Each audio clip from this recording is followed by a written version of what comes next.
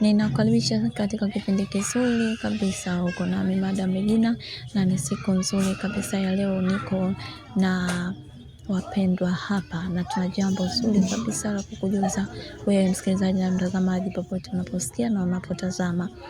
Na siku ya leo niko na dada, yuko yeye pamoja na mume wake, na atajitambulisha kwa majina yake na kisha tutakwenda kwa mume wake na nitakujuza ni nini hasa kimetufanya tukutane hapa na kuzungumza jambo hili. Karibu dada.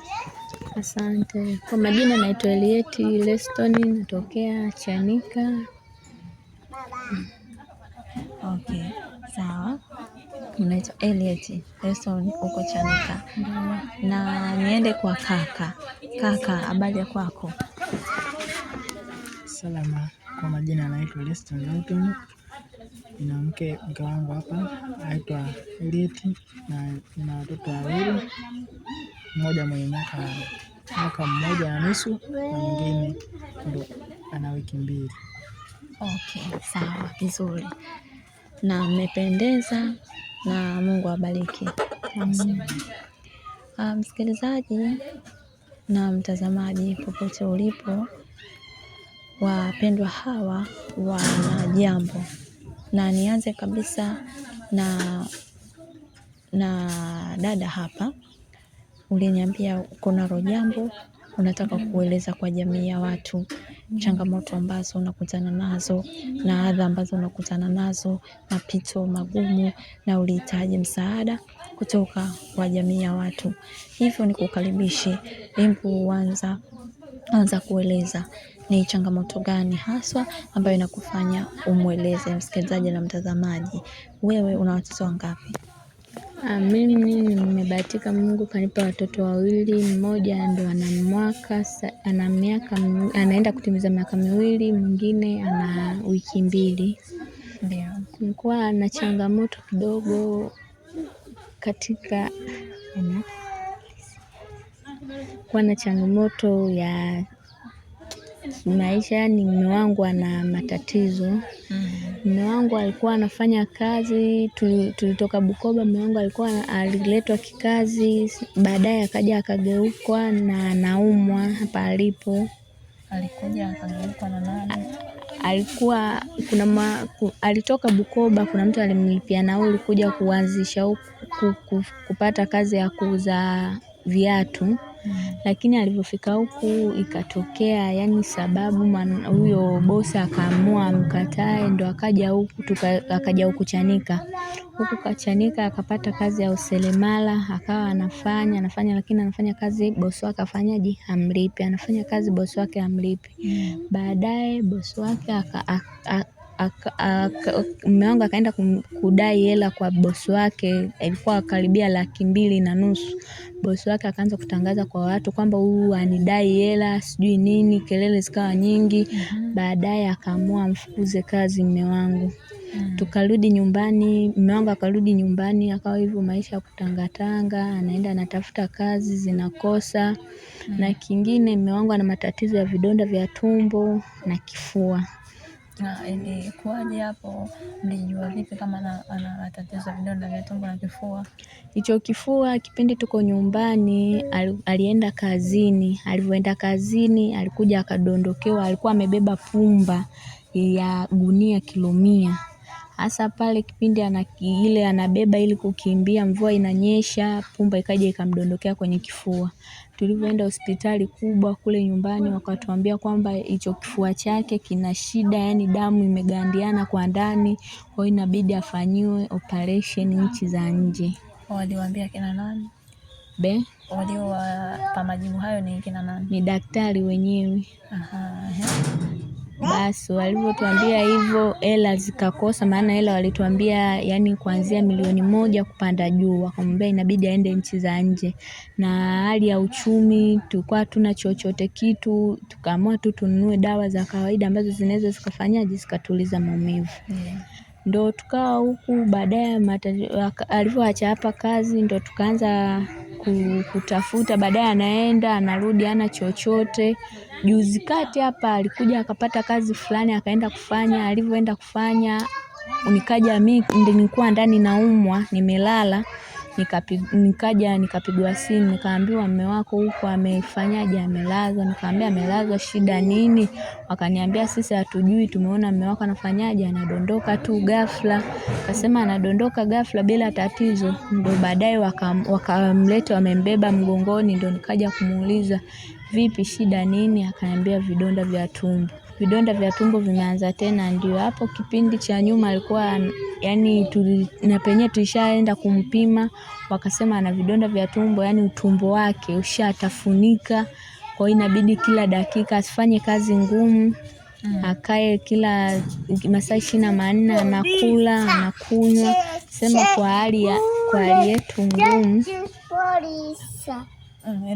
kwa hali yetu ngumu vitu vikawa vinakosa, tukaamua tutulie.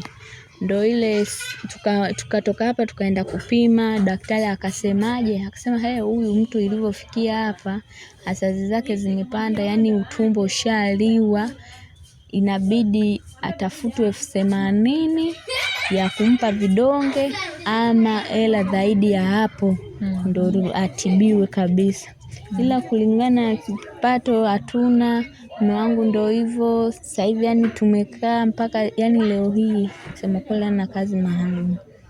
Na kuhusu swala nyingine nilikuwa naomba, maana mume wangu ana shida yani kwenye kodi. Hapa juzi kipindi tunakuja tulilipa miezi 3, mwezi wa 11 tulilipa miezi 3. Tulivyolipa miezi 3 mume wangu ndo akawa anatafuta, ndo hapo kazi akawa hana. Sasa hivi mwenye nyumba amekuja ametuambia tutoke kwake tarehe 28 mwezi huu. Ndo katuambia tutoke kwenye nyumba yake. Amesema hatuhitaji tena, kama tuna uwezekano tutafute chumba kingine au tulete hela nyingine. Na mimi nikiangalia hapa nashinda njaa, na mtoto mchanga huyo wa wiki 2 na mtoto huyu wa mwaka 1 naye ananitegemea, na baba yake hana hata 100 ndani, hata nakosa cha kufanya. Na mimi hapa nilipo sina kazi, mume wangu naye hana kazi, anazunguka kashakuwa mtu wa kutangatanga, yani mtaani hasa wanamuona kama chokola, kama yani mtu ambaye ana kitu chochote kile. Kwa hiyo imefika hatua naomba mnisaidie angalau nijue nitapoanzia. Kipi anahitaji kutoka kwako? Na majira haya tunazungumza na kaka ambaye ni mume wa dada aliyezungumza hapo awali. Hivyo kaka, karibu. Asante. Umesema kwamba changamoto hii ilikuanza muda gani? Sasa hivi ninakaa miaka 3. Na niseme linanitesa kwa sababu mara ambapo nimefikia, yani mara ya kwanza nilipoangukiwa na hiyo pumba kwenye kifua, nilikuwa nikikohoa na kohoa damu tupu ambayo nilikuwa nakohoa. Na ndipo nilipoenda hospitalini nikapigwa sindano kwanza ya kutuliza maumivu, kwa sababu nilikuwa na maumivu na nilikuwa napumua kwa shida. Na pindi baridi ilipokuwa inanipiga ndo yani ilikuwa inazidi kuniuma kile kifua. Na niseme limenitesa kwa muda sasa hivi.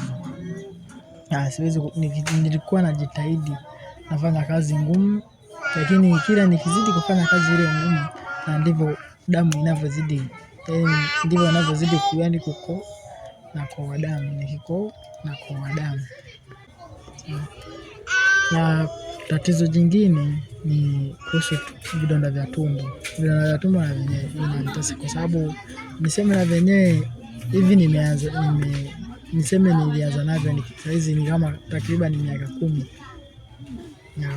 Vidonda vya tumbo nilikuwa navyo, na niseme nilipoanza shule tangia primary mpaka kuja kumaliza sekondari mpaka niseme nilipokuja huku ndo imezidi zaidi, kwa sababu kila sasa hivi na yani ninavyozidi siku zinavyozidi kwenda ndivyo inavyozidi na alisha damu na alisha damu. Ushakwenda kwa sasa hivi, umeenda hospitali au? Nishawahi kwenda, tumetoka hospitalini wakatuambia huyu kwa sasa, waliniambia mara ya kwanza nilienda na 40,000 ambao ni kabla sijalala, yani kabla sijaenda hospitalini nilikuwa nafanya kazi ndogo ambazo nilikuwa nimepata hiyo kiasi cha 40,000, nikaenda hospitalini nikapewa, kwa sababu nilipozimia ndipo huyo bosi akachukua hela, kwa sababu mimi nilikuwa yani yule bosi tulikuwa tunadibizana sana, tunagombana, lakini alipoona nimezidiwa nikazimia ndipo aliponipeleka hospitalini akanipa kiasi cha 40,000 hiyo ndo iliishia huko, kwa sababu nimepigwa sindano 2 tu ndio nilipigwa, lakini damu haijakata, imeendelea.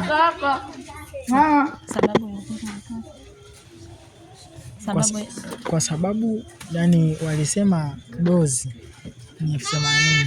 Ni 80,000 na mimi sina chochote, kwa sababu saa hizi nimelala, sina kazi yoyote na kifua ndo hivyo kinanibana, na saa hizi yani takribani siku zinapoenda ndivyo tunapanga, na ndivyo mwenye nyumba alimokuja juzi hapa ametupa siku, yani tumebakiza siku 4 tu ndizo tumebakiza, kwa sababu amesema tarehe 28 tunatakiwa tutoke kwenye nyumba yake, kwa sababu tumeshindwa kulipa, kwa sababu ni miezi, anatudai miezi 3 ndio anadai miezi 3 iliyopita. Kwa jumla anadai shilingi Saa hizi ni 75,000 na amesema ameshindwa kutuvumilia, hii ni kwa mara ya mwisho, amesema ni mara ya mwisho, inatakiwa tutoke tarehe 28 tumkabidhi nyumba yake. Mwezi huu wa 4 inatakiwa tutoke, na hapa nilipo niseme kama unanisikia, kama umeguswa na kwa sababu niseme sina pa kuelekea, sina pa kwenda, na tarehe 28 ndio hiyo inafika. Nikiangalia na watoto wangu, kwa sababu mtoto wangu huyu mdogo aliyezaliwa ndio hivyo, na mwenyewe anakohoa, ana chochote, yani nimeshinda hata kumsaidia, na yeye mko wangu ndio hivyo, njaa kila siku, yani nashinda njaa awali, nami ndio hivyo, sina namna ya jinsi ya kufanya, ningeomba msaidie kama mke wangu alivyoeleza kuhusu nashinda njaa, na niseme mtoto wangu huyu aliyezaliwa sasa hivi ana nguo. Ana umri gani mtoto aliyezaliwa? Sasa hivi ana wiki 2. Ana wiki 2 na ana nguo yote ile. Ana nguo, na huyu mdogo ndio hivyo, na mwenyewe nguo zake hazimfiki, anazo ndo ndogo kabisa, na huyu mke wangu anashinda njaa, anashinda jinsi ya kumnyonyesha mtoto mdogo. Ni jinsia gani? Ni wa kiume. Na wa kwanza huyu ni wa kike. Ana umri gani? Huyu ndo mwezi wa 5 anafikisha miaka 2. Miaka 2. Na ambaye wote hawana nguo. Wote hawana nguo, kwa sababu yani wote hawana nguo. Kiufupi wote hawana nguo. Hawana nguo na hatuna chakula, hatuna, na hivyo yani tutapoelekea tutakosa hata pa kulala, kwa sababu mwenye nyumba ndio hivyo amekuja takriban mara 3 anasema baadaye nikawa anamuelezea, lakini mwenyewe akawa anasema saa hizi mimi nimeshinda jinsi ya kuwasaidia, inabidi mtoke tarehe 28. Ndio hivyo, na kama mtu umeguswa na hili, sisi hapa tulipo hatuna simu, lakini kama unataka kutusaidia na umeguswa na hili, unampigia yule, atatoa namba zake za simu, ataweka hapo kwenye utatusaidia. Kama una chochote kile, una nguo au una mahali pa kutusaidia ili tulale, ili tuweze kupumzika, utatusaidia. Utampigia huyu hapa simu, atatuletea, tutaongea, tutajua utajua jinsi ya kutusaidia wewe unayetusikia. Pole sana. Asante. Dada, pole sana. Nakushukuru sana msikilizaji pamoja na mtazamaji. Kama ulivyosikia, mengi yameongelewa, mengi yamezungumzwa. Naamini kabisa utakuwa umesikia. Hivyo ninavyokueleza kwamba mtoto kweli hana nguo, mtoto ana nguo ni mchache sana. Ni hizo nguo zikifuliwa ndizo anazovaa mtoto mdogo, na huyu mkubwa nguo zake ni chache na hawana pa kukaa. Kama unavyosikia tarehe 28 mwezi wa 4, hawajui watakaa wapi, wanadaiwa 75,000. Hela ya kula hawana, kula penyewe hawajui watakula nini, wanashinda na njaa. Watu wanawapa kitu, mtu akiwa na vitafunwa anawapa, ndio maisha wanayoishi. Sasa ni kuambie tu wewe msikilizaji na mtazamaji, unaposikia ibada njema ni kuwajali wajane, yatima na wasiojiweza. Kweli kama unakula unashiba, umeweka fedha benki na kuna watu wanasumbuka namna hii, halafu wewe haujawasaidia, hakika Mungu hawezi kukubariki.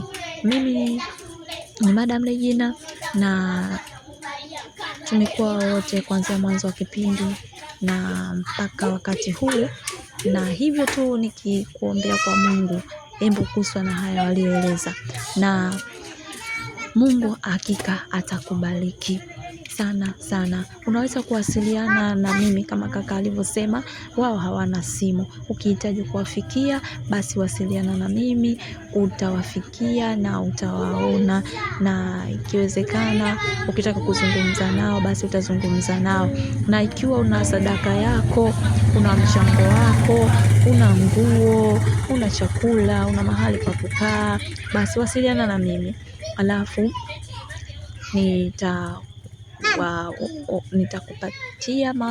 nitakupatia utazungumza nao, na kama una kiasi cha kutuma ulitaka ujiridhishe kwamba hawa watu kweli hii hela imewafikia, basi utawafikia. Ukitaka kuwaona utawaona na utatoa sadaka yako na Mungu atakubariki.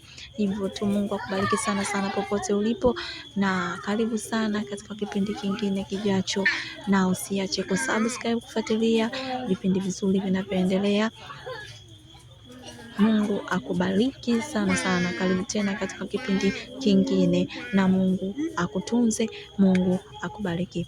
Namba zangu za simu ambazo unaweza kuwasiliana nami, unaweza kutuma ujumbe wa WhatsApp kwa namba 0623 80 71 79.